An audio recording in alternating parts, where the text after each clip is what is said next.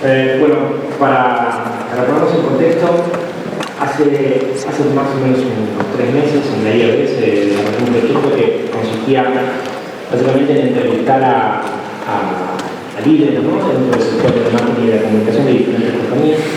Entre ellas estuvieron Renault, McDonald's, Iberia, Nivea, IKEA, Santander, Disney, Samsung, North Miguel y Entel. Lo que hicimos fue tener una perspectiva de esta gente, ¿no?, sobre diferentes tipos de disciplinas en el entorno del marketing digital. A partir de ahí se editaron una serie de vídeos que todos incluso pueden acceder y ver en la página de 5 días vinculados a la IAB. La idea de hoy es tener aquí presentes a esos protagonistas que estuvieron participando de este proyecto y básicamente discutir y ver un poquito también sus opiniones, su manera de pensar, ¿no?, básicamente en este entorno en el cual estamos viviendo. ¿Quiénes están acá? Bueno, Alfonso Fernández Iglesias, el director de marketing de Samsung. Como venimos un poquito retrasados, no cuento tu currículum ni tu trayectoria, nos quedamos en títulos. Bernabé, que es el director corporativo de medios y marketing digital del Grupo Santander a nivel global. Y Carlos Moreno Barrera, que es el director de marketing y operaciones de Disney Media Group. Como queremos separar un poquito esto, la idea bien sería un poco lo que comentábamos también antes, es tener, al final, empecemos con un concepto de revolución digital, ¿no?, y tratar de tener una perspectiva. Esto podemos decir que ahora empezado más o menos en los 90, hoy podríamos tratar de en plena revolución mirar con una cierta perspectiva en qué situación estamos. Pero cuando hablamos siempre de revolución, no hacemos hincapié en el sentido literal de la palabra, ¿no? Estamos realmente en un punto de transformación, ¿no?, y hablamos en el contexto del marketing, ¿no?, como que hay un cambio de lo que es el marketing tradicional al marketing moderno. Y esto viene un poco impulsado porque al final este periodo de revolución, de transformación, ha cambiado, ¿no?, nuestra forma básicamente de nuestros hábitos en el día a día, ¿no?, en todo tipo de contextos. Y desde, por supuesto, desde el marketing tenemos que abordar este cambio de hábitos con nuevas disciplinas y técnicas. La pregunta, básicamente, son tres líderes sectoriales en este aspecto, pero a pesar de ser jóvenes, es cierto que hemos vivido en el epicentro, ¿no?, de este cambio, de esta revolución digital. Es un poco tener la perspectiva vuestra de cómo es lidiar, ¿no?, actualmente en esta transformación de un marketing tradicional, como se dice, un marketing moderno, ¿no? En el sentido más amplio, empezamos a abordar qué implicaciones tiene hoy esto de la revolución digital en el entorno del marketing. No sé si me quiere expresar un poquito más. Para mí la revolución digital conlleva varias cosas. Lo primero, adaptación, y lo segundo, cambio. Que per se no es nada novedoso. La novedad también radica en la velocidad. Si somos capaces a adaptarnos a estos cambios, a la velocidad a la que se producen todos estos cambios. Como digo, ¿no? Ahí radica lo que es el principal de los retos. Luego también creo que tenemos que ser conscientes de que el marketing nos gusta mucho, pues, hacer marketing de marketing. Efectivamente, las cosas han cambiado, pero siempre han cambiado. Ahora, como digo, a una mayor velocidad, pero eso no implica que el marketing tradicional haya muerto. Tenemos que ser conscientes de que ambos han de vivir y simplemente una aproximación diferente a los medios, a la forma de comunicar, a la creatividad, a todo lo que nos da la tecnología para segmentar y para llegar al consumidor, ¿no? Pero insisto, creo que ambos mundos conviven. Creo que la forma es adaptarse y eso implica estar en continua evolución, en continuo aprendizaje, y esa para mí es la clave.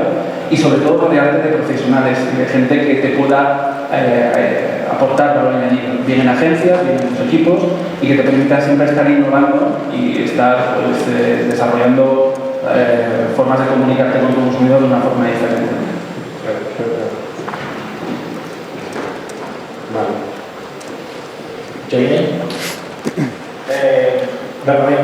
desde, tal vez probablemente desde tu perspectiva, ¿no?, a nivel global, gestionando esto, ¿cómo se puede poner el approach, incluso con diferentes mercados, a diferentes niveles de madurez, ¿no? O sea, yo primero creo que esta revolución lo que nos produce a todos hoy es una sensación de vértigo, de constante evolución y de tener que meterte en muchas cosas muy complejas. O sea, al final hay una serie de elementos, pues, que intentas estar al día y que es muy complicado, pues, hay desde cosas más simple como captación de audiencias, pero por supuesto como la programática, Smart Lead, o sea, una serie de eventos que tienen que estar ahí. Como decía Alfonso, pues creo que nuestra tarea es delegar en especialistas que sepan exactamente sobre el tema. En cuanto a lo de los mercados, o sea, yo como estoy en un área corporativa y con esto de la revolución digital, sí que ves las diferencias. Nosotros tenemos unas diferencias muy fuertes entre mercados, o sea, sí que veo como países más evolucionados, sobre todo en la parte digital, como en nuestro caso, hablando de Santander, como puede ser el UK o como puede ser Brasil, están en un estadio distinto de revolución y sobre todo en cómo hablan entre las distintas áreas de la compañía. O sea, al final ha dejado de ser la parte de marketing, si quieres, que nosotros hacíamos nuestro trabajo, y se ha acabado un poco ahí. Ahora es mucho más complejo y ataca un entorno mayor. Pues un poco lo que dibujaba Mariano en la primera ponencia, de una cosa más lineal a un ecosistema en el cual conviven distintas áreas. O sea, yo creo que esa interrelación entre las áreas es el secreto un poco ahora para tratar de hacer las cosas para el mejor. Carlos, desde el punto de vista de un generador de contenido nato, este cambio revolucionario a la digital, ¿cómo lo son ustedes?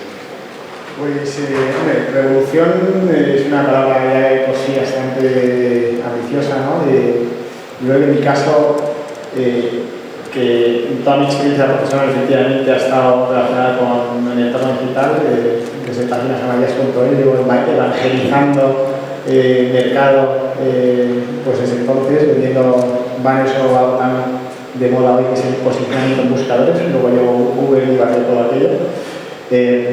Pero ahora desde el punto de vista de Disney, claramente es una oportunidad.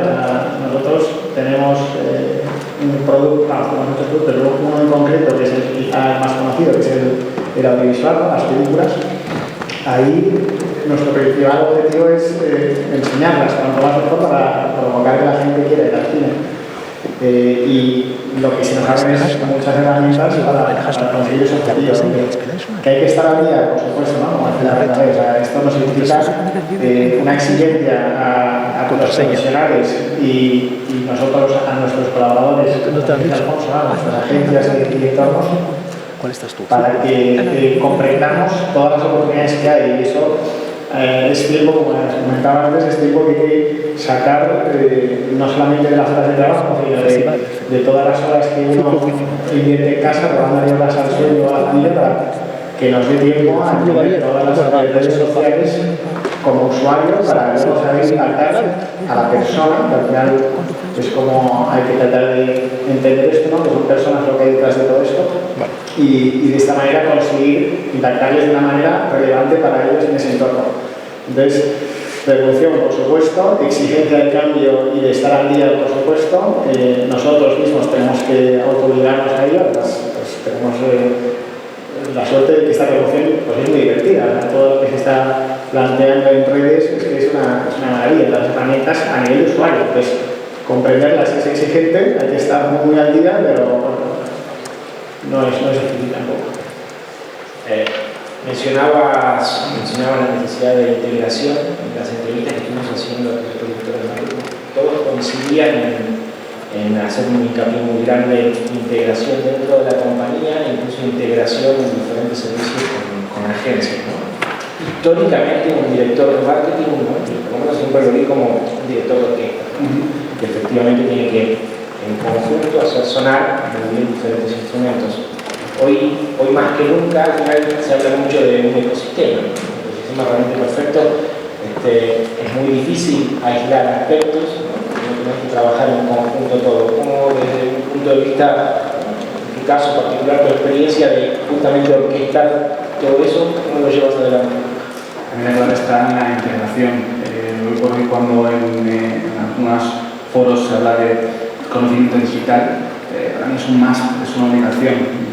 La digitalización de la compañía tiene que ser transversal y para que eso funcione no tiene que ser un departamento aislado, en un silo, sino tiene que empezar desde el CEO para que efectivamente vaya hacia abajo. Tienes que tener esa aproximación y esos skills y esos conocimientos, con independencia de que luego haya especialistas y haya profesionales que sepan más de esa área que nadie, pero ese mindset en cuanto a digitalización tiene que estar ahí. Es como si en los años 60 se preguntara a alguien si tú eres experto en televisión o en radio. Son medios, al final todos convergen, todos funcionan en la misma dirección y para mí el planteamiento es que digital tiene que estar al centro de cualquier estrategia. Hay que pensar en ideas y a partir de esas ideas ver luego cuáles son los canales, cuáles son las formas, cuál es la mejor vía para comunicar, pero no encapsularlas en ideas on versus ideas off, sino buscar esa transversalidad. Vale, efectivamente, ahora, no obstante, el hecho de trabajar, ¿no?, con diferentes perfiles, hay una tendencia efectivamente a lo que decíamos, ¿no? La integración significa que se tienda, ¿no?, a no verticalizar tanto las estructuras de las compañías, sino hacerlas más horizontales, ¿no? Y que incluso muchas veces, tal vez un perfil que en algún momento puede pertenecer a una área muy específica, ¿no?, y pequeña, tal vez en términos de volumen, tenga que liderar un proyecto. ¿Cómo gestionas a nivel de recursos justamente este entorno, ¿no? Tenés que trabajar con gente que pueda, son entornos mucho más colaborativos, ¿no?, pero no estamos, ¿no?, preparados para desarrollar estos entornos. ¿Cómo promoves internamente eso? Tal vez en tu caso o incluso también en el Santander.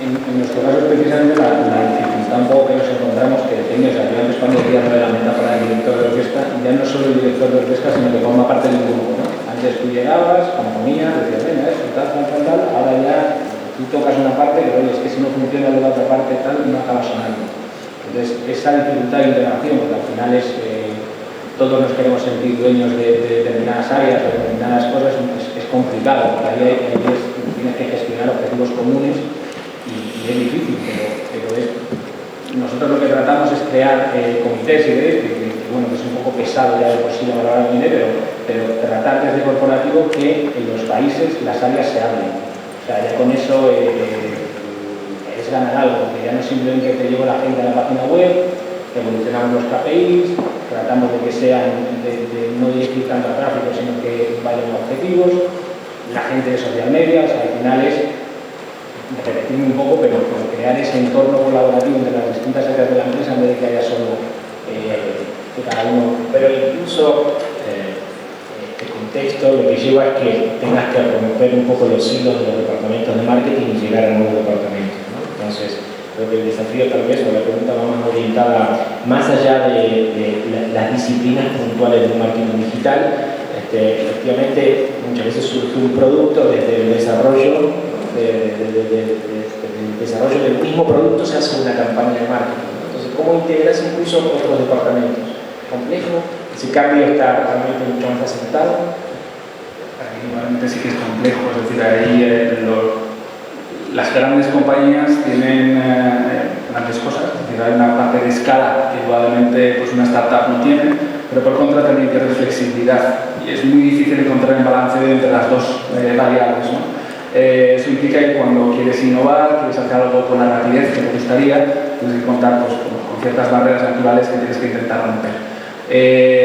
Departamentos legales, temas jurídicos, incorporar a gente de ventas, temas de canal, temas de partners, por tanto cada vez complejizas más, ¿no? A mí lo que intentamos en Samsung es que dentro de lo que es marketing corporativo que haya un ambiente de colaboración, tanto interno como en nuestras agencias, que al final las ideas no tienen padre, pueden venir de cualquiera de las áreas, y buscar esos equipos multidisciplinares que enriquezcan y que todos trabajemos en la misma línea para que efectivamente luego esa dirección, como tú bien dices, de director de orquesta, esté mucho mejor orquestada y esté mucho mejor integrada.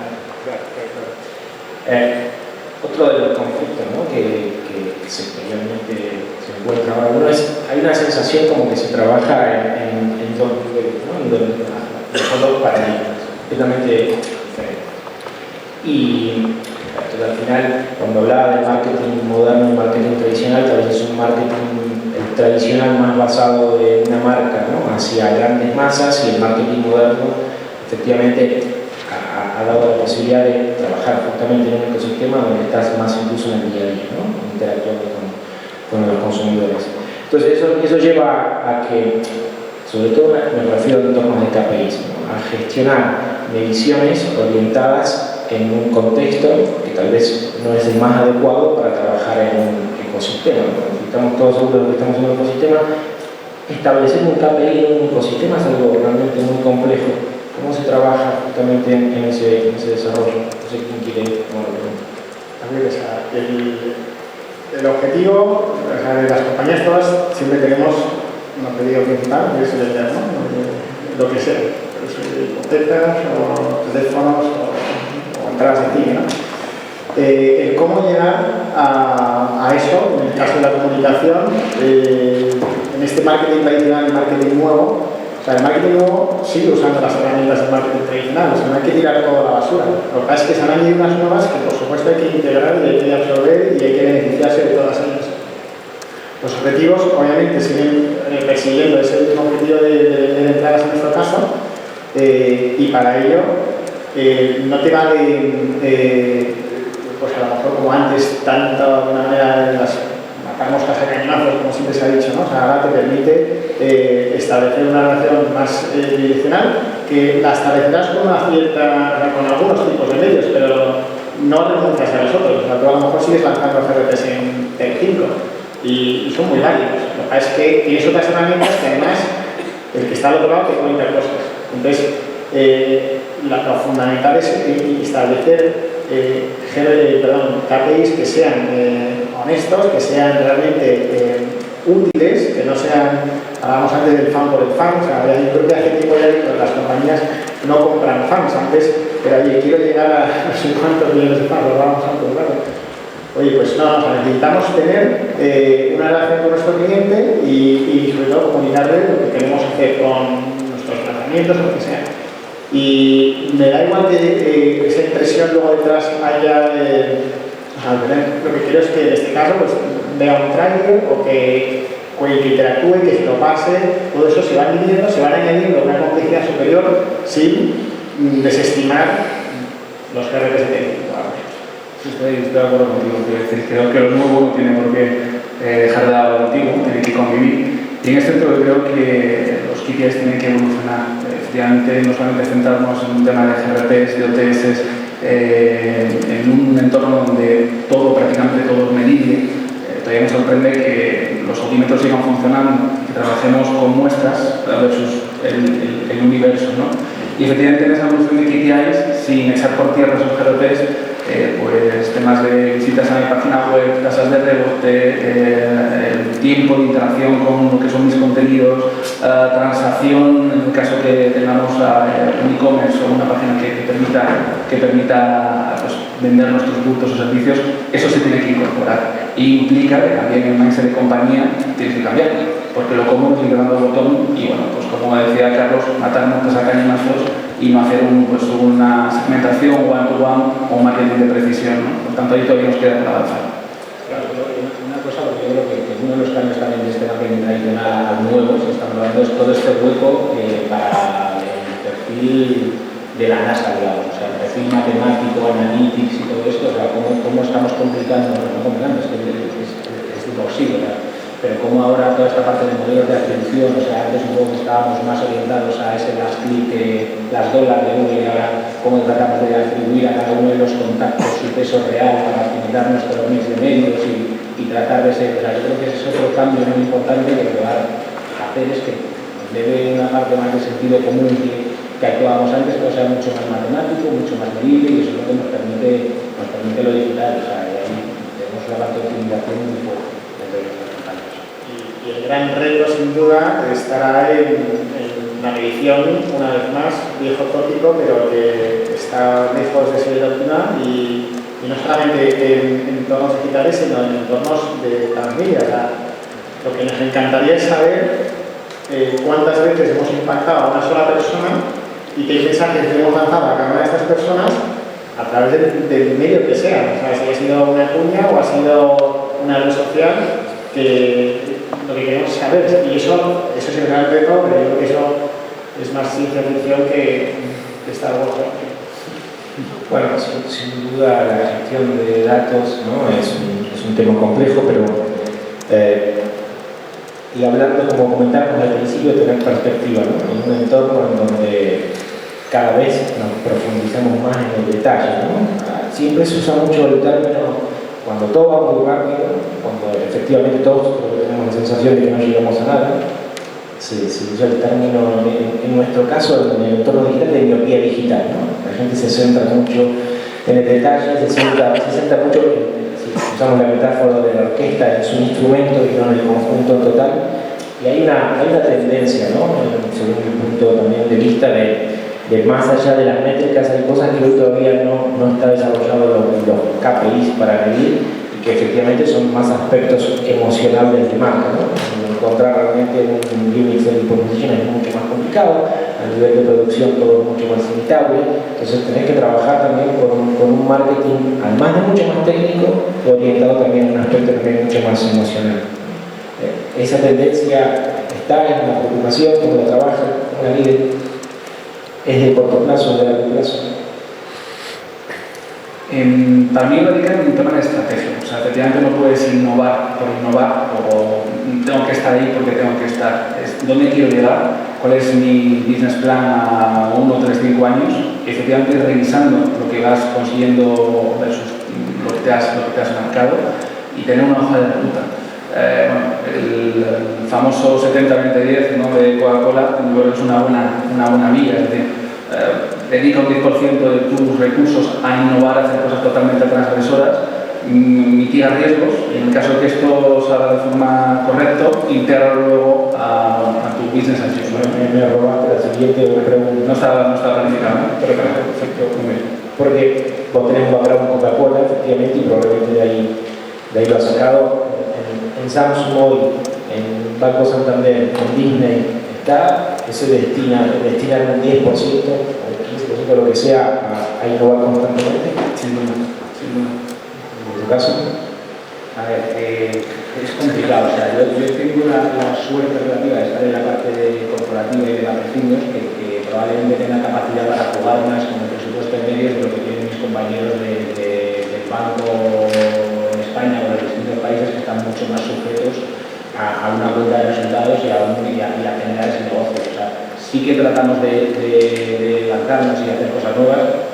Algunas nos salen bien, otras nos salen mal, pero a lo mejor desde corporativo esa innovación resulta más sencilla en nuestro día a día porque tratamos de empujar la compañía hacia determinadas áreas como pueden ser contenidos, como pueden ser temas digitales, etc. Pero yo creo que, claro, es difícil muchas veces mover a las compañías y jugar a lo de Coca-Cola, que evidentemente me parece lo ideal, o sea, de arriesgarte en ese tipo de cosas. Pero lo digital te da esas opciones también para cortar más rápido. O sea, te estás arriesgando, pero también es capaz de cortar antes. También, bueno, intentamos jugar y intentamos hacer cosas nuevas, pero es difícil no hacerlo. Carlos, comentabas antes cuando hablábamos de los KPI del KPI de Facebook, ¿no? De fan por fan, ¿no?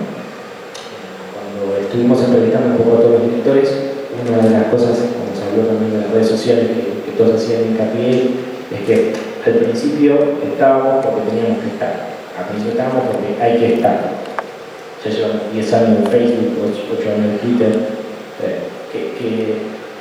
Reflexión, ¿qué hemos aprendido? Seguimos estando porque hay que estar. Hemos evolucionado en ese aspecto. O sea, yo creo que Facebook hace 10 años era ese día de Coca-Cola, ahora ha estado absolutamente en el 70. O sea que por tanto, vamos, por supuesto dependerá de las marcas, ¿no? Pero yo creo que las marcas hoy día no se pueden permitir no entender ni no estar, pero de una manera inteligente, aprovechando los beneficios que tienen. Y en el caso de Facebook es que para determinados targets es que es quizá fundamental en tu mix de comunicación. Y no ya de los millennials, que por supuesto, pero es que el siguiente corte de edad por encima de los millennials son muy activos y no te digo que sea lo único, por supuesto, pero tiene que formar parte y también, pues, una vez más, entender Facebook, entender Twitter, entender Snapchat, Pinterest, todas, para que en su conjunto sirvan al punto de comunicación, ¿no? Y es que son herramientas muy válidas para comunicar el producto, tienes que tener su lenguaje. O sea, lo que está claro es que la creatividad tienes que pensarla para cada una de esas redes sociales. O sea, ya hace mucho tiempo que no vale el spot de televisión metido en cualquier rol de un medio digital y mucho menos que sea la misma creatividad para todas las redes sociales. Cada red social en concreto tiene un idioma y hay que aprenderlo para hablarlo y que el que esté ahí no te escupa, no te eche. Yo en este sentido, los profesionales de marketing tenemos que hablar mucho más de comunicación y menos de publicidad. Y las redes sociales precisamente lo que te permiten es democratizar las acciones que desde las marcas hacemos, porque implican efectivamente abrirte, estar dispuestos a escuchar, fomentar ese diálogo y a lo mejor escuchar cosas que no estás dispuesto, que no te gustaría, ¿no? Por tanto, creo que te sirve para tener efectivamente esa conversación, ¿no? Respecto a lo que decía Carlos, pues efectivamente una vez más tienes que estar muy en día.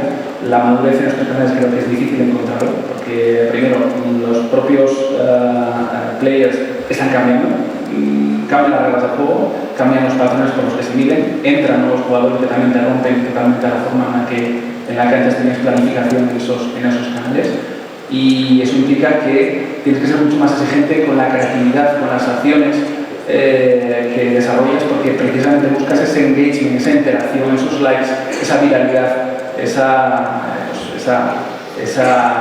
no temas de cantidad, sino temas cualitativos. Al final, históricamente estamos acostumbrados a enlatar contenido y distribuirlo de manera masiva, ¿no? Así fue la publicidad, ¿no? En los orígenes del marketing tradicional y comentamos.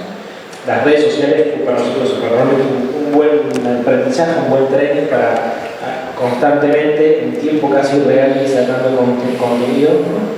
Y encima ni siquiera estábamos midiendo llegar a una masa crítica, sino a grupos bastante reducidos, ¿no? O sea que hemos ido entrenándonos en el desarrollo de contenido, ¿no? En las entrevistas, un poco que habíamos comentado, y hay otros ejemplos, pero también un poco me acuerdo. Uno, bueno, vos creo que tenés mucho para decir aquí, en el torno de contenido. Vos habías comentado también, algo que ustedes profundices, el tema de no todas las marcas tienen algo para contar, realmente, ¿no? Y de hecho vos tenés un muy buen ejemplo, que también digamos vinculado con el territorio para acercarse, para contar algo que era el tema del fútbol. ¿Sí? ¿Cualquier orden? Efectivamente, pues, o sea, yo no es mérito mío, con lo cual puedo echar flores a mi empresa, porque no soy muy creativo, no soy un filmmaker, pero tengo la suerte de representar una empresa que la propia publicidad en muchos casos es contenido. Y el ejemplo más reciente son los trailers de Star Wars, que cada vez que se lanza una gente en España, que como se lanzan en Los Ángeles a una hora normal, aquí son las 5 de la mañana, se despierta para verlo el primero, y en 7 horas tiene 10 millones de visualizaciones en España. Entonces, es de por sí un poco de contenido. Pero la otra pata nuestra es ayudar a las marcas a ser relevantes en su comunicación, aportándoles el contenido que nosotros tenemos, ¿no? Yo muchas veces digo que soy el manager de Luke Skywalker o de Iron Man, ¿no? Porque lo que permitimos es, oye, tienes una comunicación un poco más plana, quieres hacer algo en redes o en televisión, me da igual, diferencial y emocional, bueno, pues te dejo al joven Luke o a Iron Man o quien sea, y pues comunicas con un storytelling diferente y más innovador y más emocional, ¿no? Entonces, ese doble juego, pues en nuestro caso, no digo que sea fácil, pero por lo menos es más obvio que en otras compañías que lo tienen mucho más difícil y cuando lo hacen, pues tienen probablemente más mérito que nosotros y hay muchos muy buenos ejemplos de ello, ¿no? Respecto al punto que decías de contar historias, Branded Content, que ahora aparece el último paradigma del marketing, que yo creo que siempre ha existido, porque cualquier marca siempre ha intentado contar una historia desde los orígenes. Otra cosa es que las historias sean buenas o malas y que esas historias sean memorables y se vinculen a tu marca. Efectivamente, para ello tu marca, tu producto tiene que jugar un rol, un papel fundamental en ese storytelling.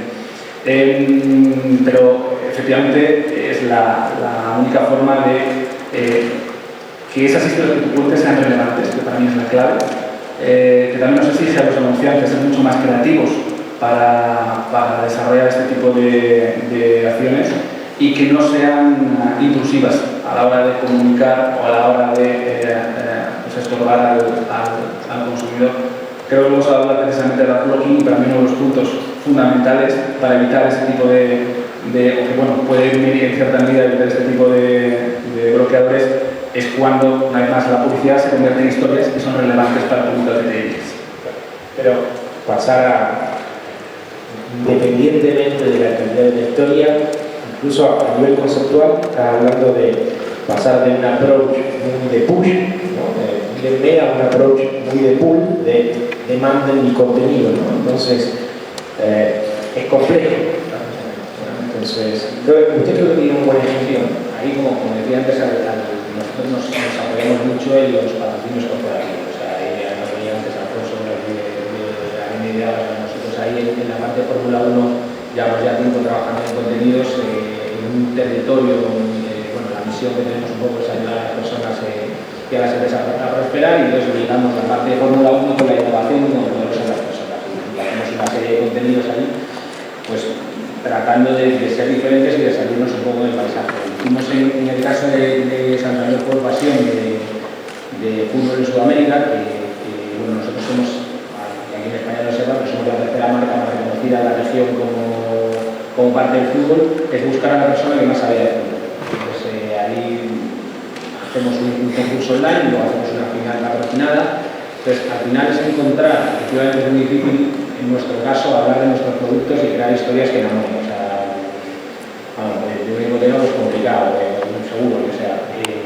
Pero sí a través de los patrocinios, dándole una vuelta, es mucho más exigente, es cierto, para las marcas, porque claro, no es rodar después de 30 segundos, sino que es hacer una historia, hacer que hablen sobre ella, tratar de tema social, negociar con el medio, a ver cómo al medio también le puede interesar para que ese contenido no sea publicitario, sino que sea contenido propio. Entonces, te exige mucho, pero sí que es cierto que cuando funciona bien dentro de ese 10%, de ese 20%, si quieres, de cosas menos convencionales, te reporta unos beneficios muy fuertes y asociación a la marca muy potentes en cuanto a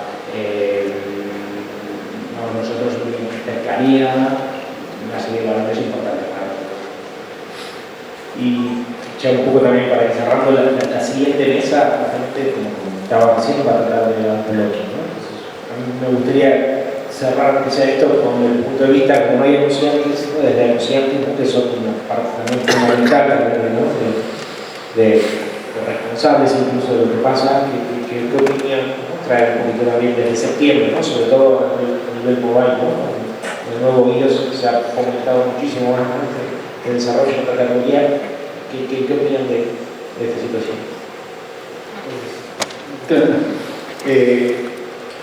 Desde mi punto de vista, los anunciantes somos corresponsables.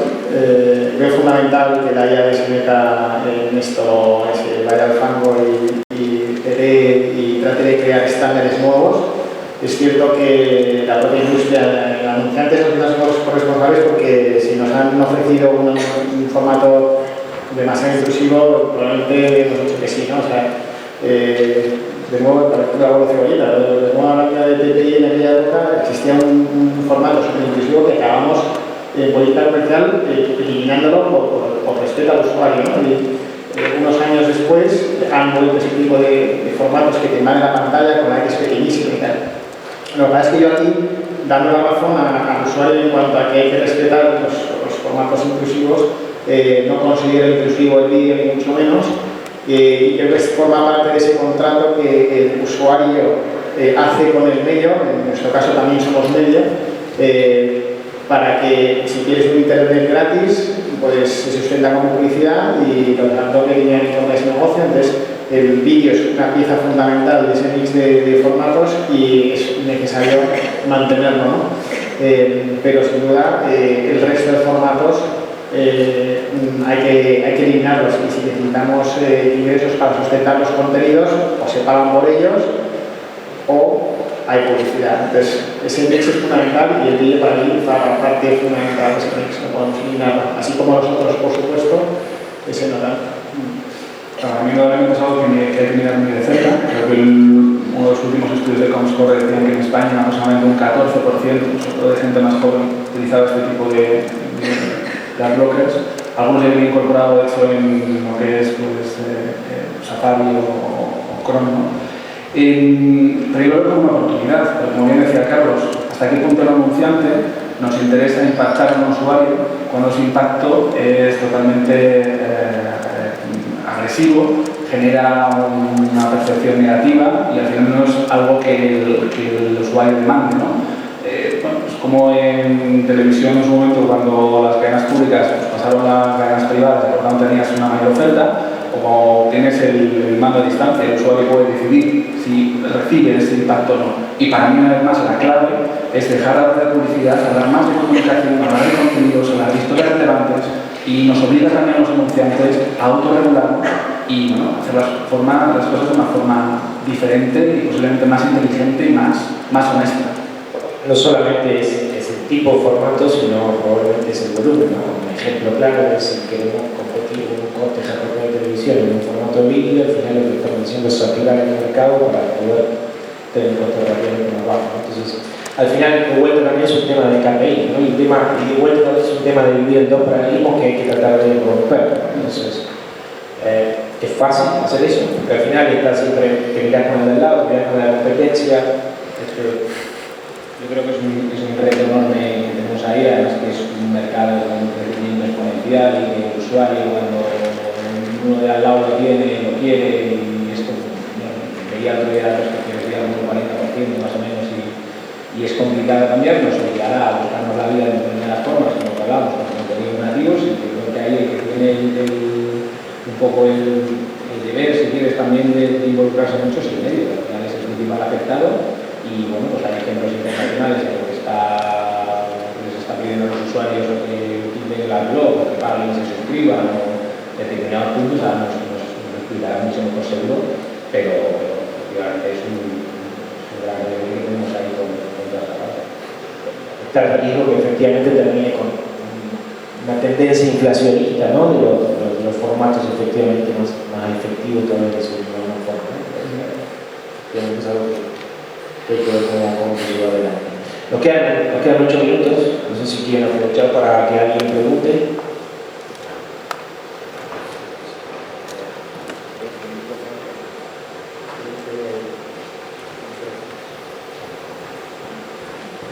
Aquellos. Hola.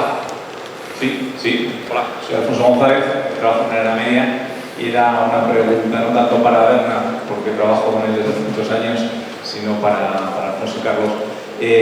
Una de las cosas que llevamos viendo durante toda la mañana y vosotros nos habéis puesto aquí encima de la mesa es la necesidad de ser más ágiles, más rápidos y la velocidad a la que se mueve todo. El principal hándicap con el que nos encontramos en las agencias y muchas veces vosotros mismos es la velocidad de la toma de decisiones. Yo quería preguntaros directamente a vosotros si en ese sentido, cómo lo vivís dentro de vuestras compañías y cómo creéis o cuáles son las marcas o anunciantes que están afrontando mejor este reto. Pues lo sufro y lo sufrimos. Y como antes decía, estar en una multinacional tiene sus ventajas, tiene sus inconvenientes. Precisamente la agilidad creo que no es parte del ADN de ninguna multinacional, a pesar de que en nuestro caso, por ejemplo, estamos comercializando tecnología y sabemos que esto va a una rapidez bestial, ¿no? Nos obliga también a estar siempre ahí, ¿no? Pero es verdad que la toma de decisiones tienes muchos interlocutores, tienes un montón de barreras, tienes una aversión al riesgo y eso también depende un poco de la cultura que tenga la compañía, desde el CEO, desde los directores, asumir riesgos, asumir fracasos y bueno, a no penalizar ese comportamiento, ¿no? Yo creo que en ningún entorno se puede vivir con una seguridad plena y menos en el marketing. Innovación y certeza en cuanto a seguridad, en cuanto a error, es imposible. Ahí dependerá de cada compañía, al menos en mi caso lo que intentamos siempre es evangelizar, mitigar esos riesgos, intentar demostrar que nosotros las hacemos bien y bueno, pues en la medida de lo posible agilizar esa toma de decisiones, pero no es nada fácil. ¿Y conoces alguna compañía que lo está haciendo bien o en ese sentido? Pues mira, lo está haciendo bien desde fuera, sí. Lo que pasa es que al final esto de siempre, las tendencias se viven internas, ¿no? Para mí una compañía chapó que creo que últimamente ha localizado y ha dado con los insights locales y que ha cambiado las reglas del juego es IKEA. Como de una fábrica de muebles, pues ha ido a un terreno mucho más emocional y cada campaña que veo la tengo como referencia. Campofrío, por ejemplo, es otra. Como en los últimos años de ser una compañía focalizada en el producto, pues ha ido a un terreno muy local también, muy casi de felicidad, diríamos, como Coca-Cola. Y creo que son dos de los ejemplos que en el corto plazo me quedaría. Ahí tal vez hay más valentía que velocidad, ¿no? Valentía seguro. Velocidad, no lo sé, pero valentía seguro. Sí, yo soy Javier de Marketing Directo, ya me conocéis. Quería preguntar un poco, haceros una... ¿Se oye? Ahora, soy Javier, Piedrahita de marketingdirecto.com. Tenía aquí un parrafito que quería leeros de lo que dijo Enrique Dans, un conocido bloguero de nuestra industria, que al final estamos en la industria de la publicidad online, este es el gran festival, el gran evento. Entonces él decía que hay un enorme porcentaje de tráfico que supuestamente ve y hace clic en los anuncios y que procede de robots, ¿no? Que es un fraude. Clics originados por empresas que simulan y venden una atención inexistente, un significativo porcentaje de las inserciones publicitarias que un anunciante, vosotros pagáis, nunca han estado delante de un par de ojos reales, ¿no? Dice que hay una tupida red de empresas tecnológicas y mafiosos de diversos tipos que se han encargado de construir, en fin, que la industria está bastante enferma, que la cosa está complicada. Entonces quería saber un poco vuestra opinión, porque creo que tenemos que hablar de todo aquí y vosotros sois los que ponéis la pasta, el dinero, y aquí estamos viendo y leyendo, y también se basan en informes americanos, que son países un poco más avanzados o al menos más transparentes que el nuestro. ¿Qué pensáis vosotros de que os están engañando de esa forma vuestros dineros publicitarios, gente que a lo mejor está aquí ahora mismo también en este sector, en este evento? Mira, yo creo que ha sido justo el tema que ha salido cuando estábamos comentando antes con la parte de AdBlock y tal, decíamos cómo, no sé si hablamos de porcentajes de un 30% de los anuncios, no te diga barbaridad, porque decíamos que esto como anunciantes casi nos preocupa más todo este tema fraudulento, que al final el AdBlock, que bueno, que también, pero que es otra cosa. Yo creo que ahí la evolución a lo mejor del KPI y el que no solo cuente la visita a la página o la impresión, sino pues el tiempo de estancia en la página, el que hace ahí, el engagement que tiene, o sea, como las páginas vistas, o sea, eso irá limpiando de alguna forma esta parte más fraudulenta, o sea, porque de otra forma pues, no sé muy bien cómo se puede luchar, pero efectivamente es un tema hiper peligroso porque al final nos están timando, o sea, tú contratas una serie de cosas, a lo mejor de clics o impresiones y te sirvan un 30% en clics en la India, pues claro, es muy problemático. Pero la forma es esa, tratar de evolucionar al máximo cuáles son las fórmulas de medición que tienes al medio, a la agencia o a la propia campaña, y controlar lo que digital y online nos da estas posibilidades. Totalmente de acuerdo. De hecho, lo que estábamos hablando, a mí personalmente me preocupa más el tema de bloques, porque como bien dice Bernabé, estamos hablando de fraude. Estamos hablando más de fraude en el entorno de muchos de los KPIs siguen siendo los tradicionales, número de impresiones, por tanto hay algo ahí que no cuadra. La solución, me gustaría tenerla, pero una de las vías efectivamente es sofisticar las mediciones, buscar otros KPIs alternativos, como decías tú, pues hoy es tasas de rebote, la interacción con nuestra página web, buscar algo que complemente ese tipo de medición para efectivamente pues, tener más control y más conocimiento. Pero efectivamente sí que es algo importante.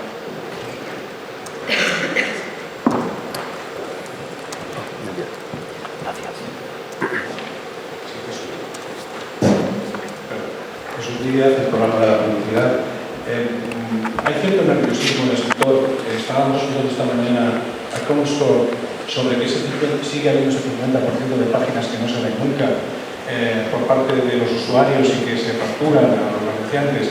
Se ha hablado también de ese, habéis hablado de ese 30% no humano, de tráfico no humano, robotizado, más ese 15% también que acabáis de comentar, que sumado a todo esto hace que el sector esté demasiado obligado a obtener o dar rendimientos del medio más medible, cuando el trabajar en la medición es importante, por lo que estáis comentando, y no acaba de dar con la tecla de cuál es la verdadera medición, dónde y quién se beneficia, porque puede haber un 30% de visitas robotizadas sobre robots, pero desde luego nadie devuelve el dinero, ni quien lo filtra ni quien lo ha detectado. Luego, como se dice en las novelas de Agatha Christie, ¿a quién favorece? Y en todo caso, digo, hay cierto nerviosismo en el sector por demostrar la eficacia del medio Internet cuando todavía, por lo que estáis y estamos hablando, sin hablar todavía de los adblockers, está todo muy por corregir.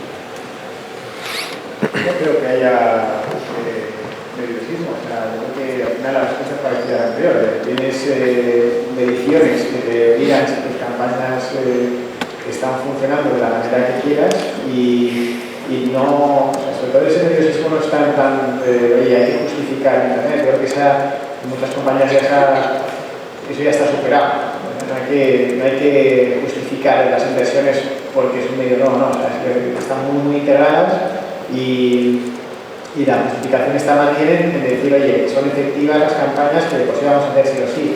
Y ahí, pues, me parece perfecta la respuesta de Bernabé y de Ron.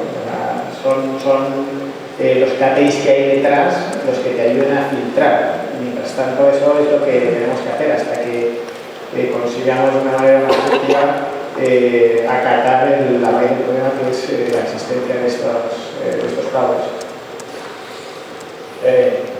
Creo que nos vamos a cortar porque ya estamos pasados el tiempo. Muy cortita, dejamos cortar la cabeza.